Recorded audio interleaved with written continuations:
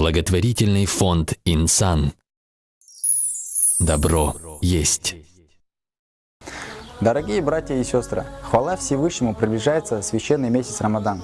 Если бы люди знали о его величии, то они готовились бы к нему самым наилучшим образом. В хадисе посланника Аллаха, мир ему благословение, сказано: «Тому, кто накормит постящегося в месяц Рамадан, будет прощены его грехи и спасением его души от ада. И получит он вознаграждение, равное постящемуся, без умаления награды постящегося». Вот уже второй год двор центральной джума мечети села Терекли Мектеп на время Рамадан становится одним из самых гостеприимных мест в Нагайском районе. Здесь фонд «Инсан» устанавливает шатер, в котором все постящие могут прийти разговляться после захода солнца.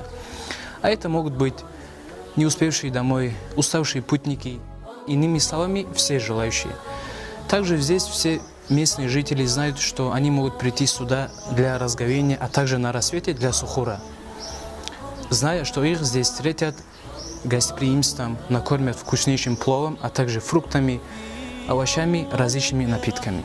Возрождая древнюю традицию, сотрудники фонда «Инсан» устанавливают благотворительную акцию «Шатер Рамадана» на пожертвование благоверных людей. Так, перед началом мероприятия сельчане приносят финики, продукты и напитки, а то и готовые блюда в последние часы перед началом коллективной трапезы. Многие просто перечисляют денежные средства на нужды данной акции. В самом шатре всегда царит атмосфера радости, взаимопонимания друг к другу.